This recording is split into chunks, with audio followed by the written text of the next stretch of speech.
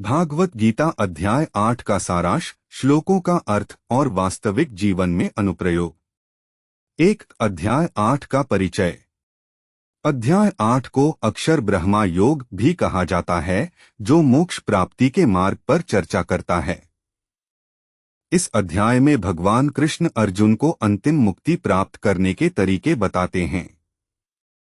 अध्याय का मुख्य फोकस है कि कैसे व्यक्ति अपने कर्मों के माध्यम से मोक्ष प्राप्त कर सकता है। श्लोक 1 से 5 ब्रह्मा का वर्णन। भगवान कृष्ण ब्रह्मा अक्षर के बारे में बताते हैं, जो अजरमर और अविनाशी है। ब्रह्मा को प्राप्त करने के लिए एकाग्रता और ध्यान की आवश्यकता होती है। इन श्लोकों में ब्रह्मा के गुणों का वर्णन किया गया है, जो सभी जीवों के भीतर विद्यमान है। श्लोक 6 से 10 ब्रह्मा प्राप्ति का मार्ग।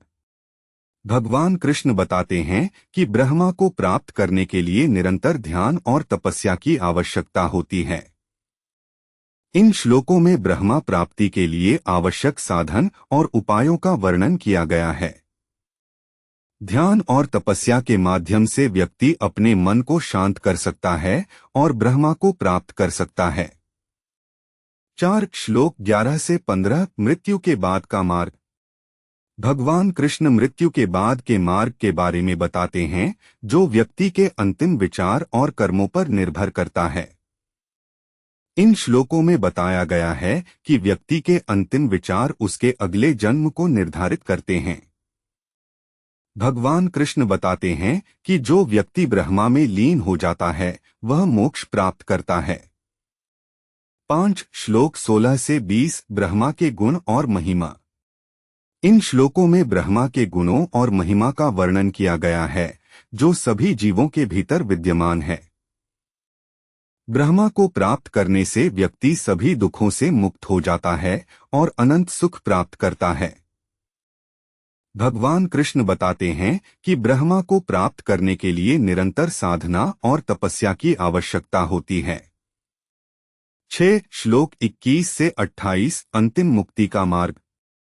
भगवान कृष्ण अंतिम मुक्ति प्राप्त करने के मार्ग के बारे में बताते हैं, जो ब्रह्मा में लीन होने से प्राप्त होती है। इन श्लोकों में बताया गया है कि व्यक्ति को अपने मन को शांत कर ब्रह्मा में लीन होना चाहिए।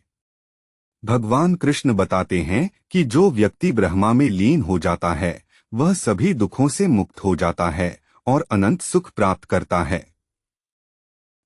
वास्तविक जीवन में अनुप्रयोग। अध्याय 8 के सिद्धांतों को अपने जीवन में लागू करके व्यक्ति अपने मन को शांत कर सकता है और आंतरिक शांति प्राप्त कर सकता है।